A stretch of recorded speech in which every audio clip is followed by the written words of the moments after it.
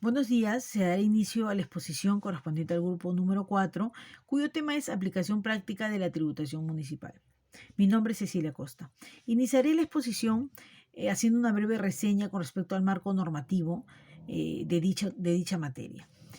La Constitución Política del Perú, en su artículo 74, nos menciona que los gobiernos locales pueden crear, modificar y suprimir contribuciones y tasas o exonerar de estas dentro de su jurisdicción y con los límites que le señala la ley. Por otro lado, la ley 27972, en su artículo 40, también nos hace mención sobre ello. El tubo de la Ley de Tributación Municipal, Decreto Legislativo 776, en su artículo primero nos menciona: declárese el interés nacional la racionalización del sistema municipal tributario a fin de simplificar la administración de los tributos que constituyan renta de gobiernos locales y optimizar su recaudación.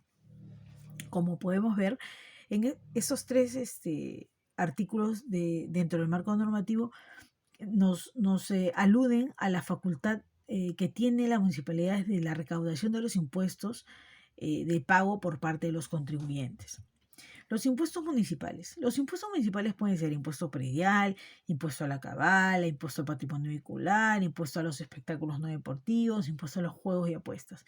A eso se le llaman tributos cedidos. También tenemos impuestos a los casinos, impuestos a las embarcaciones y recreo. A esto se le llaman tributos participados. Por otro lado tenemos las tasas, que pueden ser arbitrios, derechos, licencia y las tasas por estacionamiento vehicular.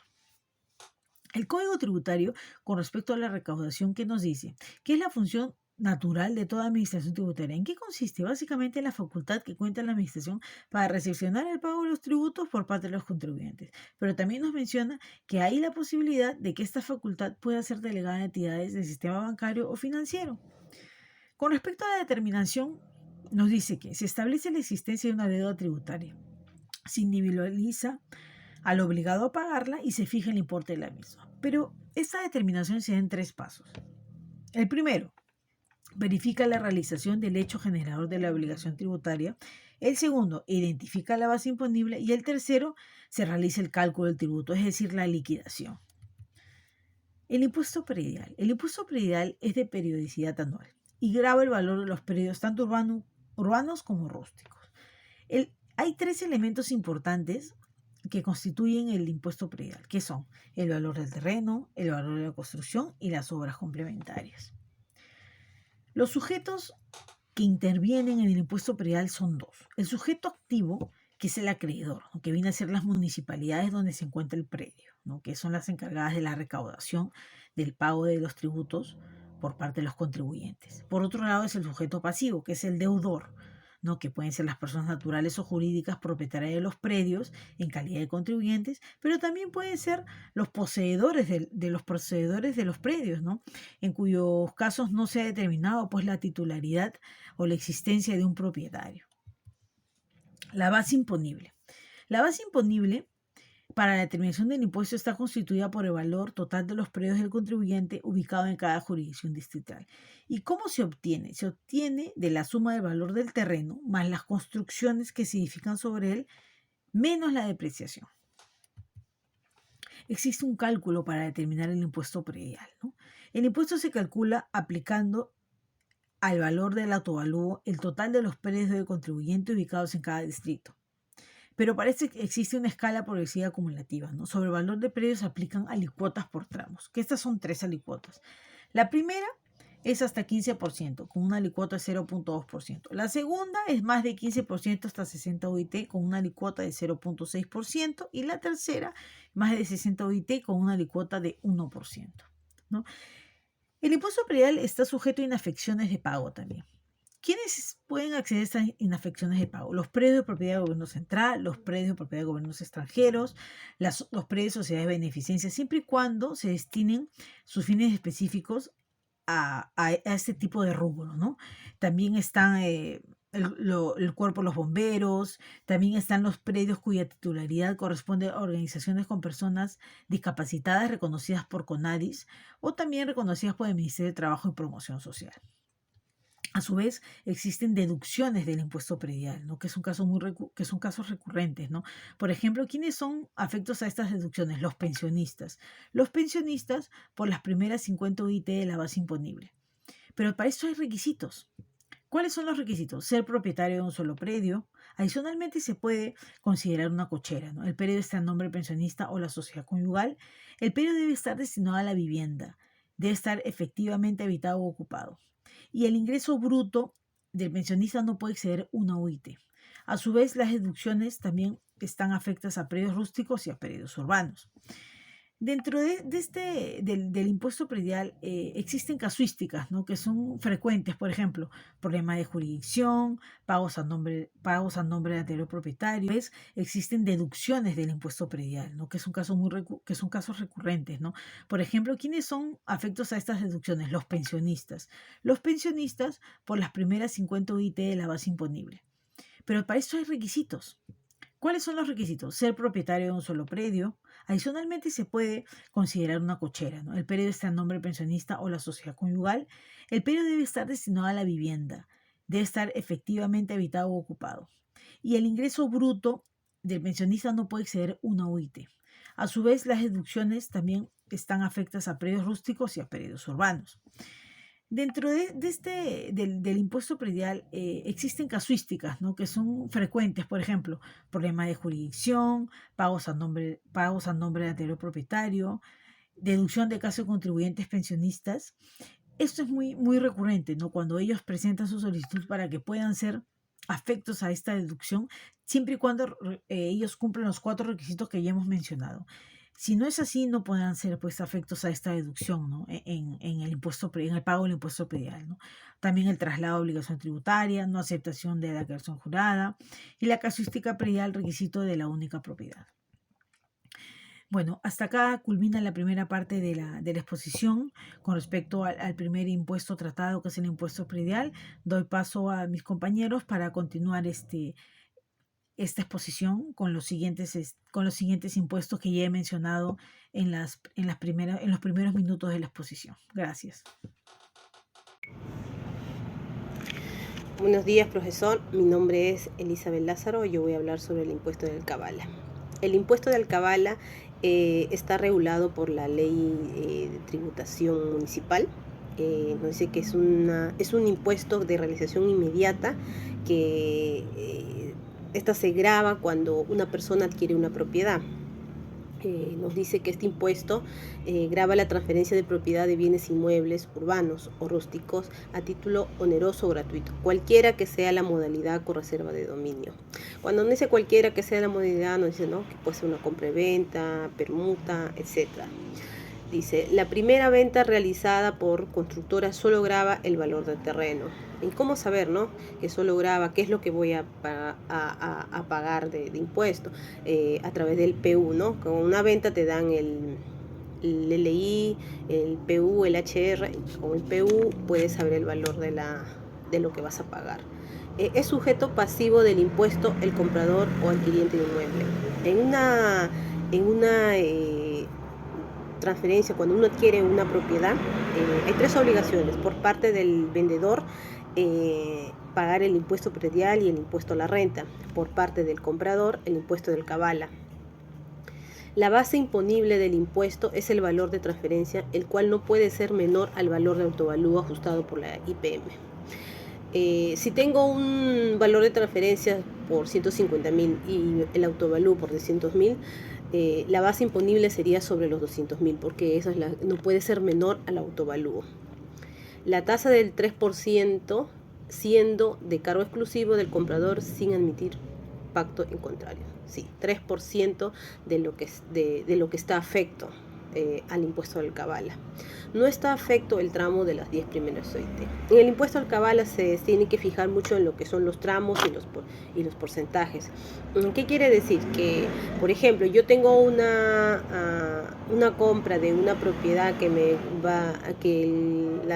el valor es 20.000 soles, no tendría que pagar impuesto de alcabala, porque solo hay un tramo de 10 primeras OIT, siendo que la OIT está a 4.300 para este año, sería 43.000. Sin embargo, si compro una propiedad a un valor de 50.000 soles, estaría afecto al impuesto de alcabala, la diferencia, ¿no?, de los 40.000 sería 7.000. 7.000 soles estarían afectos al impuesto de alcabala. La alcabala es un impuesto de regresión inmediata, por tal motivo debe pagarse hasta el último día hábil del mes siguiente. Hay adquisiciones que no están están inafectas al impuesto de alcabala, que son los anticipos de legítima, las que se produzcan por causa de muerte, la resolución de contrato de transferencia que se produzca antes de la cancelación del precio, la transferencia de aeronaves y naves, las de derechos sobre inmuebles que no conlleven la transmisión de propiedad. Las producidas por la división y partición de la masa hereditaria de gananciales o de condominios originarios, las de alicuotas entre herederos o de condominios originarios. También están inafectas lo que es todas las propiedades del gobierno central, de las regiones municipales, las entidades religiosas, el cuerpo de bomberos, etc. Bueno, acá para detallar, con modo de un cuadrito para explicar bien cómo es el tramo, los porcentajes para calcular el impuesto al alcabala. Tengo un cuadrito, por ejemplo, tengo un valor de transferencia de 100.000, el costo de la propiedad, pero 10 UIT están inafectas, que 10 por 4.300 se le resta, pues, ¿no? 100.000 menos 43.000. La parte que va a ser afectada al impuesto al alcabala sería 57.000, siendo el 3% de este monto 1.710. 1.710 se estaría pagando al SAT. Ese sería el impuesto al alcabala por la adquisición de esa propiedad. Bueno, compañeros, muchas gracias, eso es todo. Buenas noches, profesor. Quien me saluda es el alumno Michel León de la Cruz Cancho. En esta oportunidad me toca exponer lo que es el impuesto vehicular.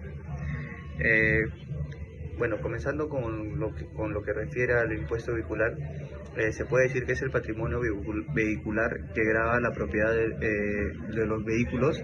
En este caso sería automóviles, camiones, camionetas, station wagon, buses y ómnibus. Bueno, toda vez que estos hayan sido fabricados en el país o importados, ¿no?, del exterior.